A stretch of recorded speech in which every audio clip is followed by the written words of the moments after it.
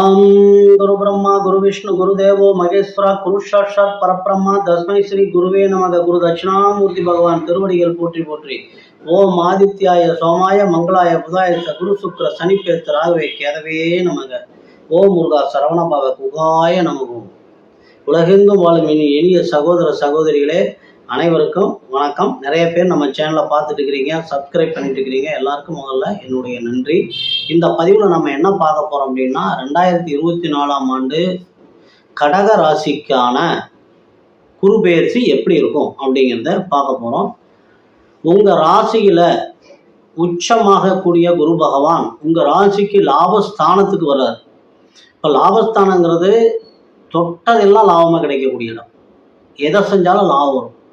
அப்போ குரு பகவானே லாபஸ்தானத்தில் வர்றப்ப உங்களுக்கு செல்வத்தை வாரி வாரி மிகப்பெரிய செல்வத்தை இந்த ஆண்டு நீங்கள் அனுபவிக்க போகிறீங்க। எப்படின்னா இந்த ஆண்டு முழுவதுமே குரு பகவான் உங்களுடைய ராசிநாதத்தினுடைய சாரத்திலும் தனகாரகன் என்று சொல்லக்கூடிய சூரிய பகவானுடைய சாரத்திலுமே பயணம் பண்ணுறார்। அதே மாதிரி உங்கள் ராசிக்கு 2ஆம் அதிபதி தனகாரகன் என்று சொல்லக்கூடிய சூரிய பகவான் உங்கள் ராசிக்கு 10ஆம் இடத்திலே திக்பலம் பெற்று உச்சமும் பெறுகிறார்। இந்த மாதத்தில் பாதி நாள் உச்சமும் பெறுகிறார்। அப்போ இந்த ஆண்டு ஆரம்பமே உங்களுக்கு மிக மிக சிறந்த ஆண்டாக அமைந்திருக்கிறது। இப்போ ஆரம்பத்திலேயே உங்களுக்கு வேலை கிடைக்கல, அரசு வேலை வேணும்னு முயற்சி பண்ணுறவங்களுக்கு, அரசு துறைக்கு முயற்சி பண்ணுறவங்களுக்கு, மிகச்சிறந்த பெரிய வீடாக கட்டணும் அப்படின்னு சொல்லணும் ஆரம்பிக்கிறவங்களுக்கு, தந்தையினுடைய தொழிலுக்கு, அரசு சார்ந்த எல்லாத்துக்குமே, குழந்தைகளுக்கு முயற்சி பண்ணுறவங்களுக்கெல்லாம் இந்த ஆண்டு ஆரம்பமே மிகச்சிறந்த ஆண்டாக அமைந்திருக்கிறது। உங்கள் ராசிக்கு 3ஆம் இடத்தையும் 5ஆம் இடத்தையும் 7ஆம் இடத்தையும் ரிஷபத்தில் இருந்து லாபஸ்தானத்திலிருந்து குரு பகவான் பார்வையிடுகிறார்। 3ஆம் இடங்கிறது என்ன? முயற்சி ஸ்தானம், தைரிய வீரிய ஸ்தானம், சகோதர ஸ்தானம் என்று சொல்லக்கூடிய ஸ்தானத்தையும், 5ஆம் இடம் என்று சொல்லி பூர்வ புண்ணிய புத்திரஸ்தானம் என்று சொல்லக்கூடிய இடத்தையும், 7ஆம் இடம் என்று சொல்லக்கூடிய கலத்திரஸ்தானத்தையும், கலத்திரஸ்தானம் வியாபாரம், கூட்டு தொழில், நண்பர்கள் என்று சொல்லக்கூடிய 7ஆம் இடத்தையும் குரு பகவான் பார்வையிடுறதுனால உங்களுக்கு பூர்வ புண்ணியத்தில் இருக்கக்கூடிய சொத்து பிரச்சனைகள்லாம் நீங்கிரும்। குழந்தை இல்லாதவங்களுக்கு குழந்தை உருவாகும்।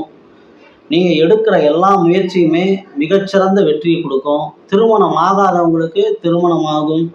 ஆக தனவரவு அளப்பரிய தனவரவு என்ன அப்படின்னா, மே 29 கிருத்திகை 4ஆம் பாதத்தில் ஒரு முறை துஷ்கிராம்சமாகிறாரு।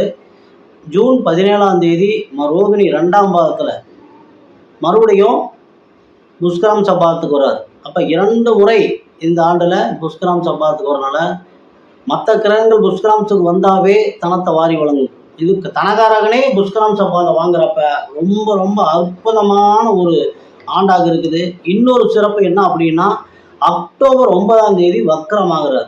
அக்டோபர் 9 வக்கரமாகி பிப்ரவரி 4 வக்கர நிவர்த்தி ஆகிறார்।